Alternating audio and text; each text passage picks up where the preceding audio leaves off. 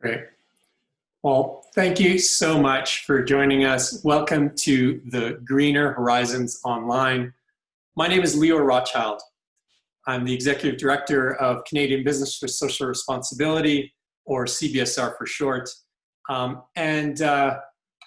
By show of hands, I'm actually going to stop sharing my screen because we want to see your beautiful faces. So by show of hands, how many people have before been to a Greener Horizons event? Just raise your hand. Okay, a few people. Of course, the Bullfrog team has, yes, of course. Likely you would have attended one of those in Vancouver, Calgary, Toronto, or Ottawa, because Bullfrog has been doing those events for the past 30 years or so, and they've been really well attended community business events. CBSR, how many people have been to a CBSR webinar before? Just by show of hands again. Okay, great. Some of the usual suspects are here. That's terrific. Great to have you back. What we've done here is created a collaboration between some of the CBSR webinars and the Greener Horizon events that have been taking place and have been really great events. And when we sat down and sort of explored this idea of putting this together, one of the things that was very clear that it was a strong value for both Bullfrog Power and CBSR was this idea of using this platform as an opportunity to build and nurture a community. That's super important for us. It's really important to the folks at Bullfrog Power as well. And so that's why I'm encouraging you to, do as you feel. If you want to have your video on, feel free to do that. It's kind of like, as speakers, it's such a pleasure to see who your audience is and feed off that energy and read some of your reactions as well. And we want to make this interactive. And so what you'll find is that if you open the chat box, if you haven't already, obviously we started off with asking you kind of an introductory question, but what we also want to do is encourage you throughout this discussion to be commenting, adding your perspectives, and asking your questions. And Sean Andernut from Bullfrog Power, he's the one that's going to be moderating that conversation. He's going to be moderating that conversation in the chat box, and will be communicating with me and feeding some of your questions to the speakers. And so we hope that will be like a nice way to keep it really dynamic. And what we haven't done is just invited a bunch of talking heads to do presentations to you. We're going to turn this into a lively conversation. We've got some really amazing speakers, like people that I'm like super honored to be sharing this space with. And so we're gonna get right into that. But before we do, I just wanted to maybe set a little bit of context, set the stage for you just a bit. And the topic for this conversation here today is a green recovery. And so obviously there's been an enormous economic cost to this pandemic that we find ourselves in. And so we are in many ways fortunate to be at a stage where we're even considering the conversation around a recovery. Thank goodness the health emergency wasn't even more severe than it has been, although of course it has had a huge human cost, unfortunately, as well. But the conversation around a recovery seems to be really fresh and is an important one to really gather some perspectives from across this community, because so many of you are working on really important topics. And we thought, let's hone in on some really emerging issues that could and should be part of this conversation of what Canada does next. And so let's take stock for a moment of this historic moment we find ourselves in, because we are facing not just one, but multiple crises at the same time. there's a health emergency, an economic meltdown. We're seeing ecosystem collapse, wildlife extinctions, and to top it all off, a social justice revolution, all happening at the same time. I mean, that's unbelievable. What an incredible challenge that we face.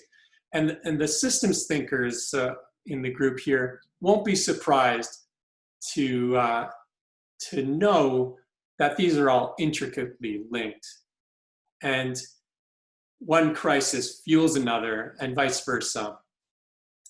And one common thread, there are many, of course, but one common thread is that the people most impacted by each of these crises are the ones who are already most vulnerable in our society. The people that are having the most difficult time adapting to all of this change happening all at once. Perhaps those who have less access to health services and education and support systems and services to enable them to adapt to all of the accelerated pace of change. So when you're dealing with all of these sort of multiple and complex interconnected breakdowns, one point of entry is a complete rethink of something that touches all of us, which is the energy system and the associated infrastructure that powers our daily lives and mobility and the heat and the temperature control in our homes, which we're spending so much more time in now. And so, you know, Winston Churchill once said, never waste a good crisis. And so as we're faced with this crisis, or actually multiple crises, we have an opportunity to talk about what the ultimate reset looks like. And we might never again have an opportunity like this to talk about the needed strategies, investments, and paradigm shifts that are really required to set Canada on an economic path that will literally be the future for all of us in the coming generation and maybe even beyond. So I'll just share, I'll share my screen again for one moment, because I want to just show you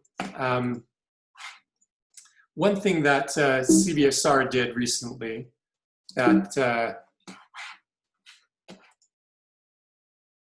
this is a little sneak preview of the speakers I'm about to introduce to you. But I wanted to show you this, which you can find on the CBSR website. And it was a recent platform that we developed that has nearly 500 case studies of companies who have responded to COVID-19. All Canadian companies, large and small, in locations in Atlantic Canada, Eastern Canada, and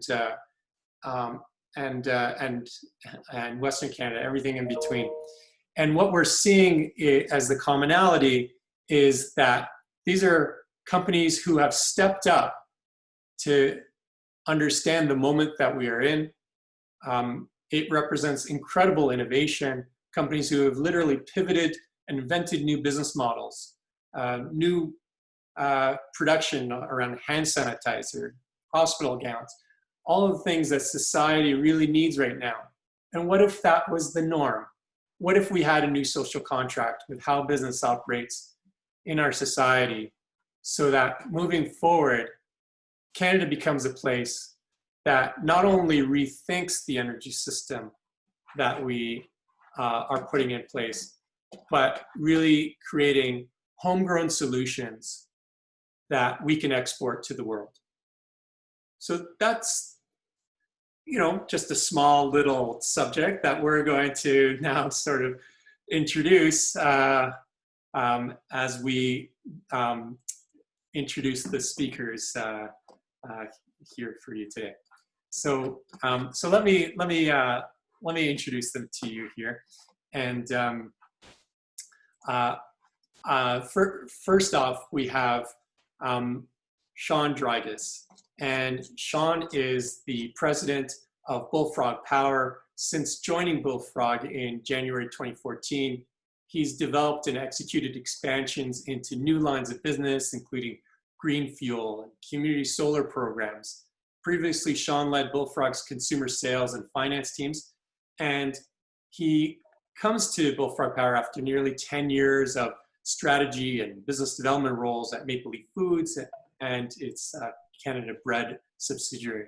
Earlier in his career, he was responsible for revenue analysis and forecasting at FedEx Canada, served as general manager of a video conferencing startup in Toronto, and managed a region for a leading English school chain in Tokyo, Japan. So, Sean, wonderful to have you. Your company is the co-host of this webinar, and the Greener Horizons theme is really something that Bullfrog has pioneered for a long time. Thanks, Leor. Yeah. I'd also like to take the opportunity to welcome and introduce you to Megan Leslie. Megan began as she's the president and CEO of WWF-Canada, or World Wildlife Fund Canada, and she began as head of WWF in December of 2017 after nearly 2 years at the organization, first as a consultant on oceans governance and then as head of ocean conservation. Before joining WWF, however, Megan was a member of Parliament, representing Halifax for 2 terms, during which she was deputy leader of the official opposition, environment critic, and vice chair of the Government Committee on Environment and Sustainable Development.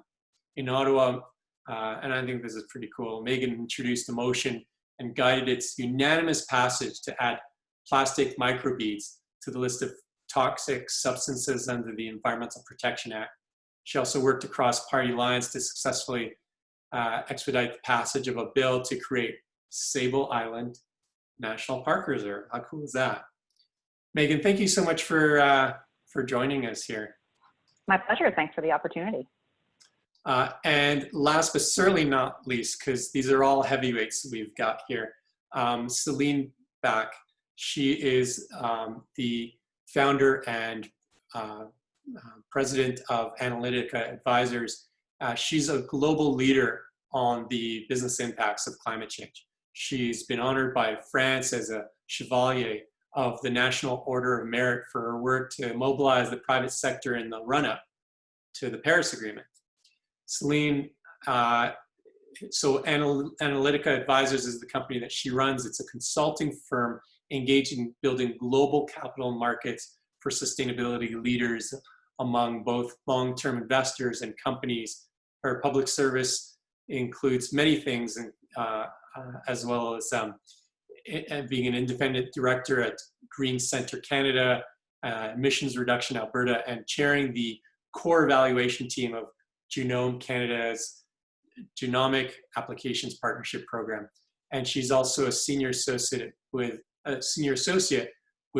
IISD, the International Institute for Sustainable Development, where she leads research on sustainable finance. So a very diverse group we have here. Céline, thank you for rounding out such an amazing group of people that we have able to speak on a number of topics. So feel free to start the thinking about the questions that you have for these folks. But I'd like to maybe invite sort of the next sort of part of the stage setting. Sean, if you could, the work that you do and background that you have and the work the Bullfrog Power really champions in Canada is around renewable energy. And I thought it might be a good opportunity, especially for some who might not be following it as closely. What is essentially the state of the union when it comes to renewable energy in Canada today? Yeah, great question. And I think we need to talk about it actually in terms of the states of several unions or several provinces, because it's quite different and each province is quite independent in its electricity system. If we look at British Columbia, Manitoba, Quebec, those are virtually all large-scale hydro for their facilities. So it's renewable, but probably not in a way that's very scalable going forward. We've seen with the Site C Dam, for example, in BC, that it's very difficult to get projects like that built today. In terms of the other large provinces, Ontario had a very large ramp up of renewables over the last 10 or 15 years. That's essentially come to a halt, and largely due to regulation. We have about 60% of the electricity in Ontario generated by nuclear. I think there's probably some questioning right now as to whether continuing to refurbish those nuclear plants, as is the plan, is going to allow us to be flexible to big changes in demand like we've seen over the last few months, where electricity demand has gone down significantly. Renewables are very good at being modular and flexible and fast to build. But as we stand right now, even if you want to build your own renewables in Ontario, regulations don't make it easy to do that. You can do it, but it's not always easy. Where renewables are really now starting to ramp up and have a big opportunity for impact is in Alberta. So the Alberta electricity grid actually produces more carbon emissions than the entire rest of Canada put together, because today it's about 45% coal-fired generation and about 45% gas, the rest being mostly wind. However, that coal is mandated to retire in the next 10 years. And so there's a race essentially between renewables and gas to say what is going to replace those coal plants.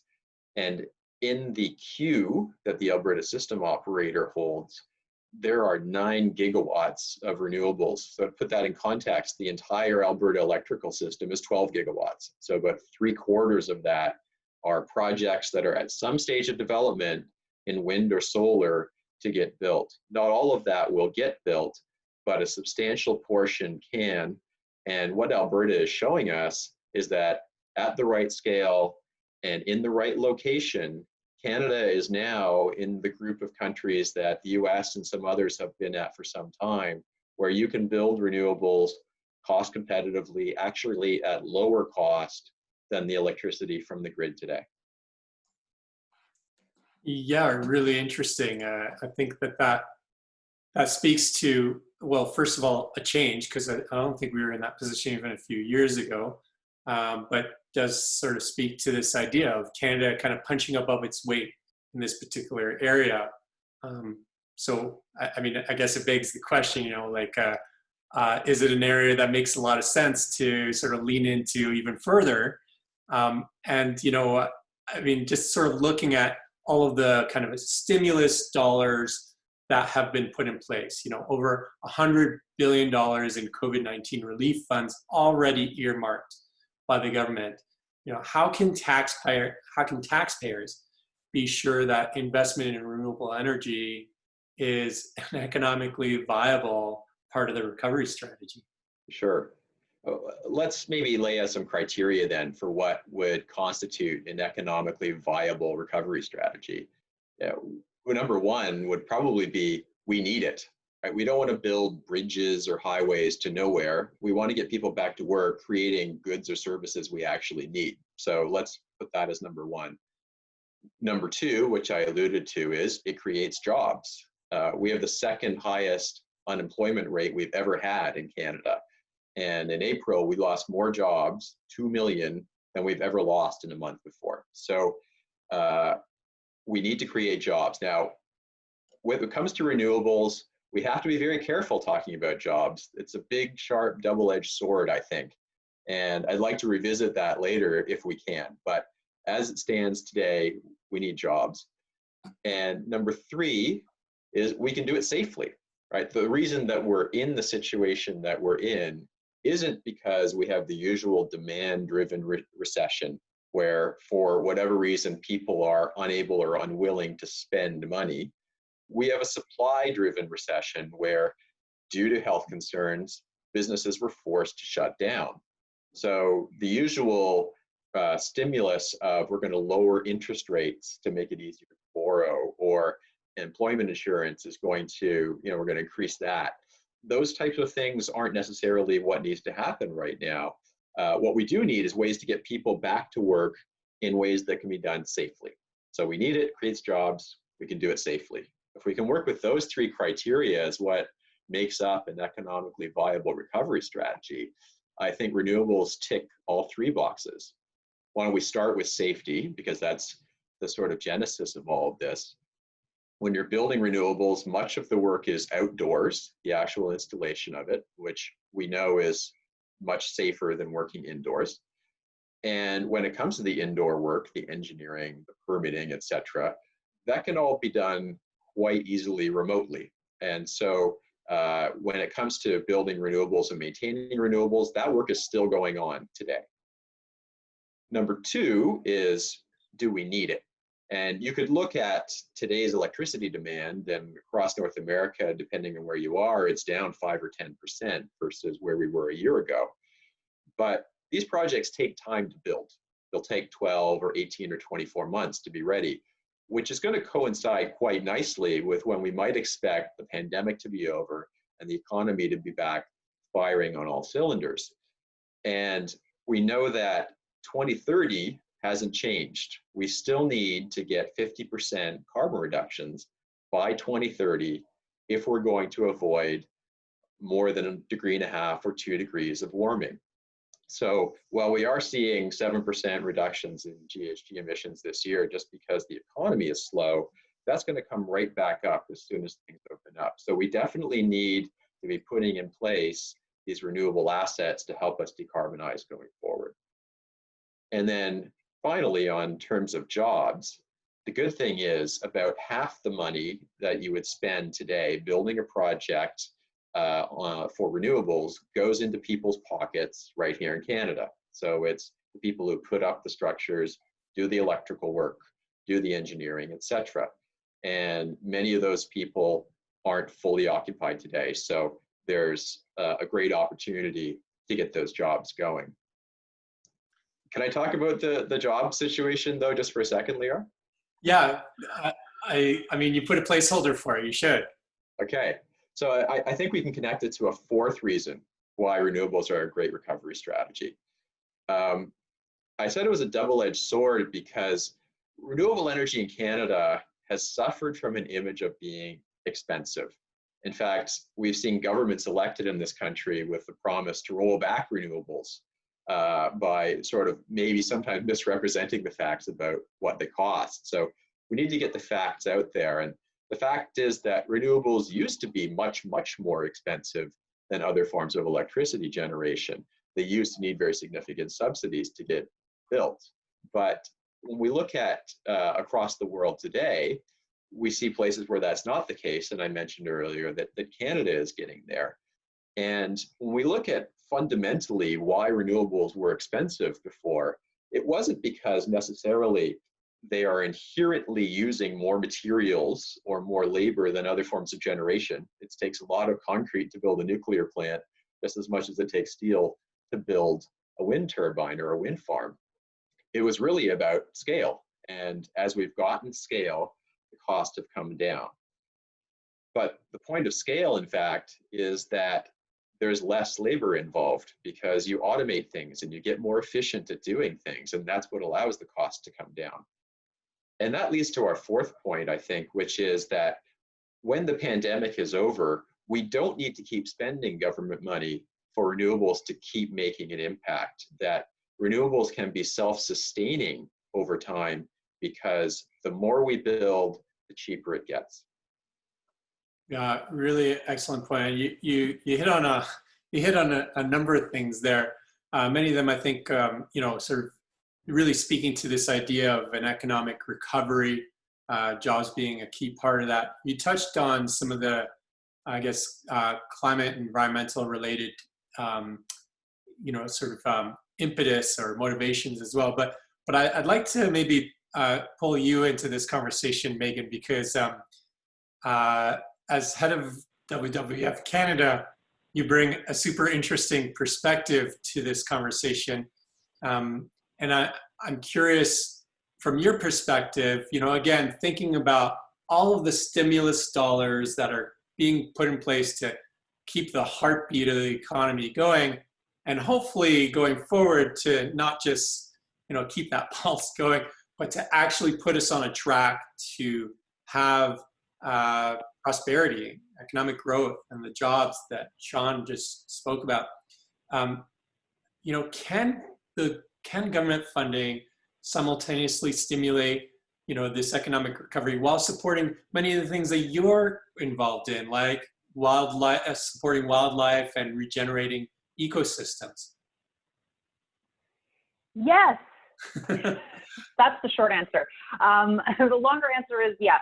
And I really appreciate that Bullfrog and CBSR have given us the opportunity to bring nature into this conversation, because there's such opportunity for us.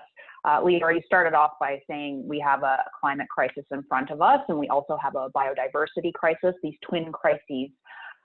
Of course, laid on there, the COVID crisis. I mean, it's really hard to wrap your head around, but we can use nature to fight all three of these, in fact. So first, back to the biodiversity crisis. So the loss of nature, the loss of wildlife. Sometimes we tend to think that's somewhere else. You know, it's the mangrove forests being drained, or it's the extinction of rhinos. But WWF-Canada, we have a Living Planet report that we do about wildlife populations in Canada. Half of our wildlife populations in Canada are on the decline. And the ones that are on the decline to the tune of about 80%. So it's a real issue here in Canada. We also know we're not going to meet our climate targets at the rate we're going. So how do we use nature to tackle these crises? Nature has actually been called the sleeping giant of the climate crisis, because nature acts as a carbon sink. So we have carbon locked in the landscape in peatlands and wetlands and our coasts and our grasslands, and it needs to be protected and not destroyed and then released into the atmosphere. And so you said I used to be a federal politician, and I worked on climate change, and I thought a lot about renewables and energy efficiency, which are a wonderful thing to focus on, but I had no idea that nature could be a part of fighting climate change. And when I joined WWF-Canada, I learned that a third of our global emissions actually come from the destruction of nature. So that carbon that's locked in the soil, we destroy nature, it goes up into the atmosphere. So if we could figure out where are those stores of carbon, and can we protect them and prevent them from going into the atmosphere? But also, can we do the opposite? Can we restore nature and actively sequester carbon into grasslands, into wetlands, into our coastlines? Well, we can. And we've done some calculations at WWF Canada. We think that by conserving and restoring natural habitats, we could potentially get to a third of our Paris targets, if you can believe it. So with nature. Now, I think this is a great opportunity in a green recovery. A lot of this work can be done for protection, can be done from our desktops. You know, Sean talked about the work that we can do from our home offices. We can do the mapping, we can do the research, we can do the calculating, we can get on the phone and talk to local communities and access people who have different sources of knowledge. And a large part of the restoration can be done not just in a recovery, but during the pandemic. So plans can be made from your desktop. Site visits can be done while observing COVID restrictions. It doesn't take a ton of training to do restoration. We don't have to send people to get master's degrees for a couple of years. We can do it quickly. And restoration, by and large, can be done effectively while observing social distancing protocols or physical distancing protocols. We like to be socially close. So nature can tackle biodiversity loss and climate change. It can be done quickly as a part of the green recovery. It's also cost effective. This is not my area of expertise, but we were chatting before this panel, and Céline, you had some great numbers about the costs of nature recovery and climate change using nature-based climate solutions. Do you want to weigh in with what you calculated? Well, these are the figures from the good people at Alice, who work with farmers about marginal land to address the opportunity to generate ecological goods and services from marginal farmland. There's a lot of marginal farmland in Canada. These are lands that are abut productive farmland and that are owned by farmers and other stewards of the land. And you know, it comes to I think about $40 an acre to sequester 2.2 tons per acre, and so about $18 a ton per year for sequestration of carbon via marginal lands in Canada, which, by any measure is a very inexpensive way of sequestering carbon in Canada. Yeah, I was shocked when you shared that number with us. I didn't realize that. Alice, good for them for pulling those numbers together. Thanks, Céline. So you can see, adding to the tick box of the tick list of things that it accomplishes, it's also cost effective. And Leor, do you mind sharing, I sent you one slide, if you don't mind sharing that. I just wanted to share this slide because there's great potential for us to do this work in Canada. We kind of think, oh, we've got lots of nature, we're probably fine here. But if the slide can come up, this slide that Leor is going to forward to is a map of Canada here. This is from, my notes. This is from the journal Nature. And you'll see this is intact wilderness. And that dark blue shows you where the intact wilderness is in Canada, in the world. And you'll see there's a lot of it in Russia, and there's so much of it in Canada. So that's where we can actively look at protecting those carbon sinks. But look at the bottom where there would be an imaginary line for the border between Canada and the US. There is a lot of gray there. So there's so much potential for us to restore. Like, the role for Canada here is really quite profound, and I think that we need to seize that opportunity. So also the role for Canada, also a lot of this work can be led by Indigenous communities and all of it should incorporate traditional ecological knowledge. Also, I'm going to keep going. Also, it creates green infrastructure for things like flood mitigation. A concrete culvert can only channel so much water, but a silver maple can absorb about 200 liters of water a day, which is bonkers. That has like this incredible impact for municipalities and the insurance industry. So investing in nature as part of the green recovery, I think it's a really important piece of that puzzle. Yeah, thank you so much for adding that, Megan. I do want to sort of dig a little deeper in a sense because, around this theme of a green recovery, we're sort of saying, hey, there's this opportunity around renewables. Sean talked about how we're getting to a leadership position on this, and we really should be doubling down. You're saying that, if you want to get serious about the business of restoration, we could significantly meet our Paris targets. So Céline just added some really incredible statistics on how big this opportunity is. But is there a marriage here with the renewables and the restoration work that we're talking about? Or is it kind of like, yeah, this, and here's another option, or is there actually sort of more of a marriage than that? Yeah, or also, is this the part where Sean and I fight? Yeah, or like, merge the boxes. It's going to take a large-scale transformation, and that's going to require new uses of land and ocean. If we are going to transition to renewables, 100% renewable energy, electricity in Canada, which WWF-Canada supports unhesitatingly.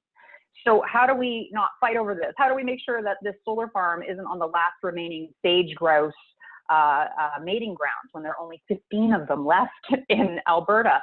So if we're, we have to make sure that if we're going to avoid ecological catastrophe, we can't afford large-scale land conversion that's going to affect habitat or accelerate habitat loss. And so we are committed at WWF to helping our country get to 100% renewable energy by 2050 without significant reductions in nature or its services. So to that end, we actually developed a tool called Renewables for Nature.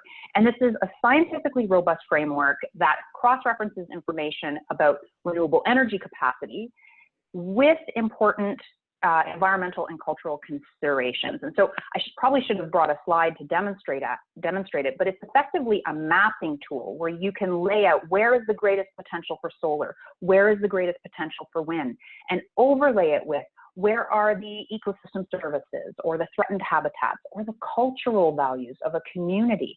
And our intention with that is to help renewable energy companies reduce negative and time-consuming nature-related conflicts over renewable energy development. So our goal is to get those renewable energy projects out the door quicker, and we're hopeful that this tool can do that. And I really do want to thank Bullfrog for being a champion of this tool.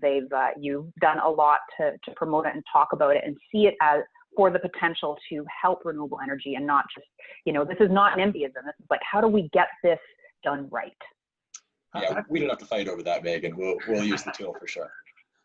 Megan, how can people learn more about that tool? Is it widely available on your website? It's not. Okay. It's not widely available on the website. They have to contact us, Okay. and we'll gladly walk companies through it. We think there are definitely some downsides to making it widely available, but we want to make it widely available to folks in the renewable energy industry for sure.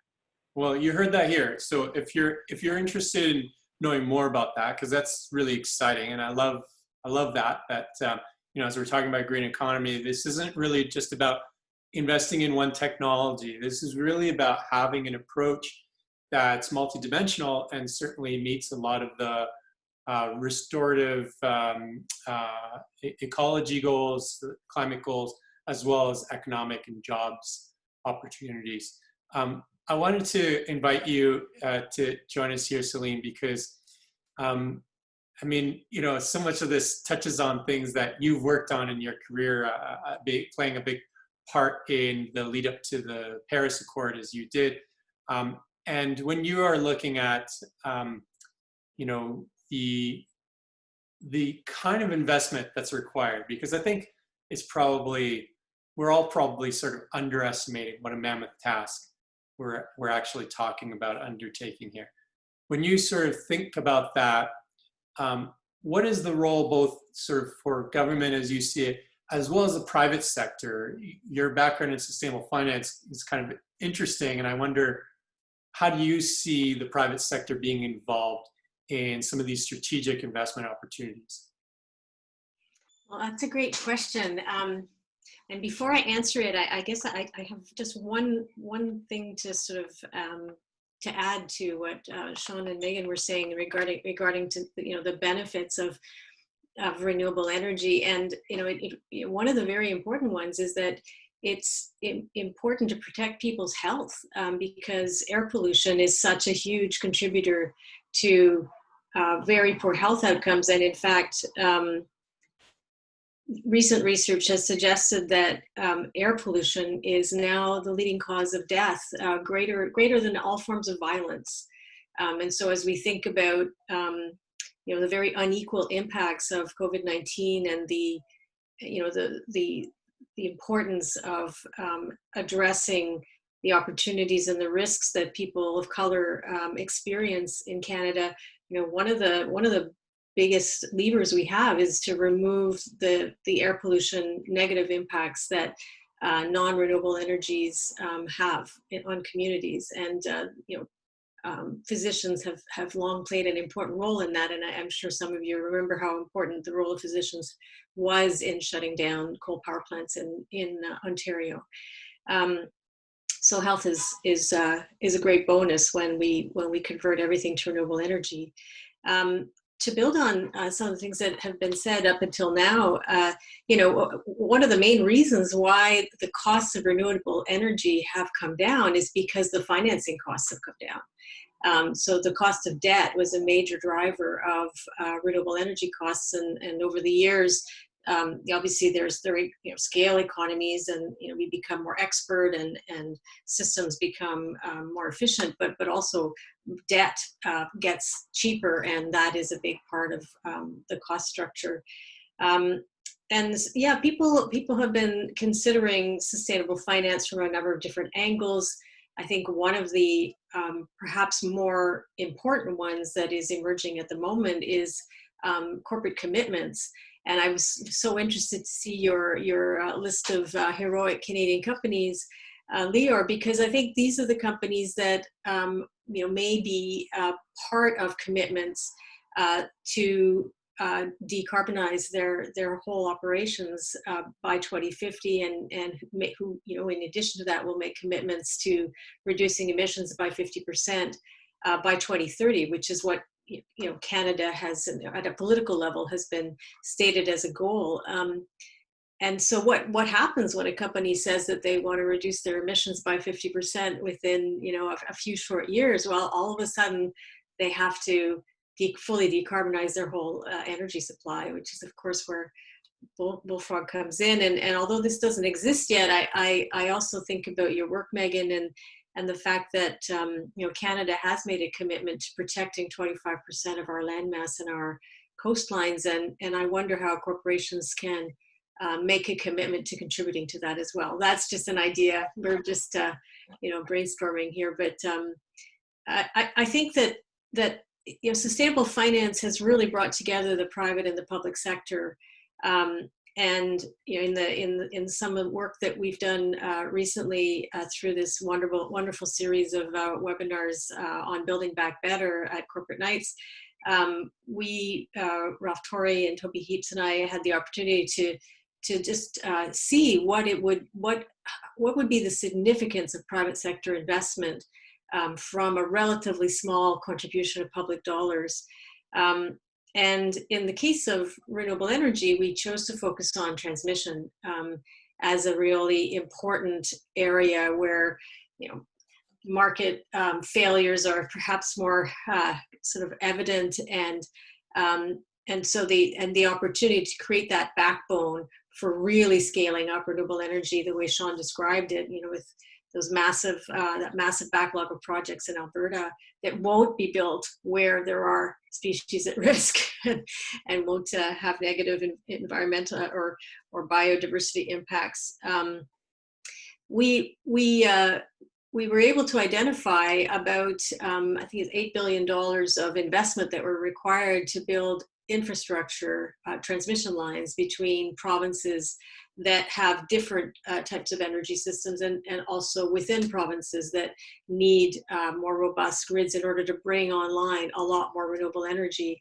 And what we found was that for a public investment that would bring the parties to the table, because of course, as Sean alluded, provincial governments are not necessarily very friendly about their electricity systems, and have a friend of mine said that in 1977, there was one of the first discussions about the need for a transmission line between Ontario and Quebec. So just to give you a sense of how difficult this is politically, by putting some public money on the table, the federal government would be able, we believe, to entice provinces to be serious about deploying public and private capital to build transmission lines between BC and Alberta, between Manitoba and Saskatchewan, between Quebec and both Ontario and the Maritimes, and then there's some infrastructure needed in Saskatchewan as well. And that infrastructure investment would leverage about 100 times private capital, so in the order of $100 billion. And why would we do that? Well, because in time there will be huge markets to sell 100% clean electrons, from Alberta to California, for example. I see Sean nodding his head, and to other parts of the U.S. As well, obviously, as to power a fully electric transportation system and a fully electric system to heat and light, to heat our homes, which is the other sort of big challenge we have ahead of us. Both Sean and Megan mentioned the fact that we need to get to net zero by 2050. Having a fully decarbonized Canadian grid would provide about 75 megatons of emissions reductions. That's a big part of the puzzle. Obviously, the transportation is the next big piece, and it's the foundation for it. So that's how the public and the private parties can come together, and how the federal and the provincial parties can come together, and all of it in the case of transmission lines, as Sean described, these would be, they take a couple of years, 2 years to get specified, contracted, etc. And then, the building would start in about 3 years' time. And at that point, we should be able to do so in a safe way, and also do so in a way which engages Indigenous communities and other stewards of the land, so that they participate in the benefits of building those projects. Céline, you covered a lot of ground there. Thank you for that. I have sort of a very specific question for you. As somebody who's, like the numbers person here, like when you take all of these incredible opportunities that you've just talked about, leveraging the private sector investment and ramping it up 100 times through public sector investment, and creating all of these sort of linkages between provinces and the different energy grids that currently exist. Come back to sort of where we started for a moment and tell me about, like, how are you able to actually say, like, how many jobs does this create in Canada? How big is this opportunity exactly? Well, the transmission line project that we mentioned would have an impact of about 675,000 person years of employment. And it has this extraordinary multiplier that, private-public investment. But if we were to bring together... Sorry, Céline, can you just unpack that for a moment? When you say 600 years of employment, is that what you said? 175,000, yeah. So 175,000 years of employment. Yeah, person years of employment from now till 2030. So on average, about 67,000 people would be employed in these projects every year for the next 10 years. And that's on the basis of the amount of investment, about $100 billion or so, that, for the transmission infrastructure, which would attract all of that renewable energy investment, which Sean described. And, I think it's important to put that in context, just to maybe, if we just sort of smooth it out a bit and talk about investment at a rate, total investment at a rate of about $10 billion, so private and public. In Canada, the capex of our oil and gas industry this year will be about $15 billion in capex. So $10 billion invested to fully decarbonize Canada's grid per year for the next 10 years, versus something in the order of $15 to $17 billion annually at the moment for the capital expenditure for Canada's oil and gas industry. If we were to sort of add this project with 6 other projects that we were described over the last 7 weeks, including deep retrofits for both our homes and our businesses, spurring the take-up of electric vehicles, decarbonizing heavy industry, decarbonizing light industry, the process of converting some of our heavy industry sectors.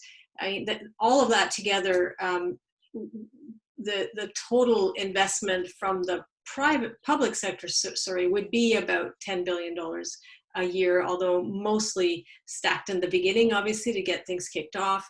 And it would be in the order of 6 to 7 million person years of employment. So about 600 to 700,000 people working on these jobs every single year for the next 10 years. Again, to put that in context, that's about 6 or 7 times more than the people employed in the oil and gas industry today in Alberta. And these are good jobs, as Sean has described. I mean, they're safe jobs. Obviously, as we do deep retrofits in homes, we'll have to figure out how to do that in a way which doesn't put workers at risk with COVID-19 confinement.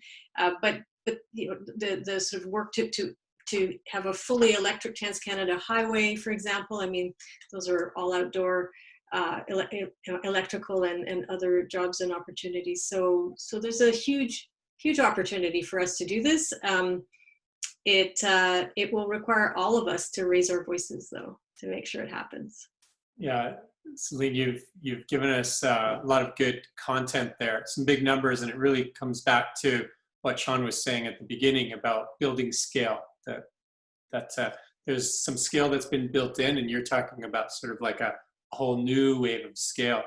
I wanted to shift a little bit here and go back to you, Megan, because we are getting some questions from our audience in the chat box that is asking specifically around this idea of the agriculture industry. So we haven't talked very much about that industry just yet, although obviously with some of the restorative work that you touched on, there's a clear parallel here. And so what is the opportunity exactly, as you see it, with regards to utilizing agriculture, sort of getting growers involved in creating carbon sinks as a way to protect the ecosystem? What kind of economic opportunity is that? Well, I might pull Céline into this. This is, we don't work a lot with agriculture at WWF, so it's not my real area of expertise. We're friends with Alice. They do tremendous work, and they've done a lot of this analysis about marginal lands in particular. There are also different farming practices that farmers are exploring, where agriculture is actually less GHG intensive. Instead of tilling the soil every spring and releasing that carbon again into the atmosphere, is there a way to do planting where we actually keep those roots intact, keep that carbon in the soil? So I don't know, Céline, when you were diving into the Alice numbers, did you learn a bit more about this? Well, a couple of things I would say. It was actually the National Union of Farmers that has, the National Fat Farmers Union, the NFU, that have produced an amazing report. I recommend it to anybody who's interested in the world of agriculture, and I think it's entitled Farming Crisis, Climate Crisis. I mean, it basically brings the two things really together. And fundamentally, the biggest driver of emissions within the agriculture sector is nitrogen, and the use of nitrogen has been increasing very significantly. And it's a treadmill that many farmers are on. I'm actually the daughter of farmers, so I take an interest in this. Where it just you're on this treadmill of you need to fertilize in order to get the yield, in order to pay off the cost of the inputs, and so it's really hard to get off the treadmill. And one of the recommendations that the NFU made was to just to give a short-term grant, something in the order of about $200 million. To farmers willing to do this, for them to be able to take a year's pause or to work with agronomists to start using nitrogen fixing crops, so lentils, pulses, those types of things, and just get off the treadmill, and so that they can start reducing the amount of nitrogen that they're using to produce at a rate which enables them to make money in order to take care of their families. Yeah, that's great. Thank you. And Sean, I have a question that also came directly from the folks on the line here, and it's specifically around the idea of energy storage. And why is Canada further behind Australia and countries in Europe when it comes to energy storage infrastructure? Your thoughts on that? Mm-hmm. Well, I mean, energy storage needs a specific business case to work. And in fact, Ontario specifically is the largest jurisdiction in North America for energy storage projects right now. Because of the way rates are structured, it makes a lot of sense for corporate users, particularly, to store energy in off-peak hours and discharge it when the grid is at its peak. So it really depends on how pricing is structured in the market.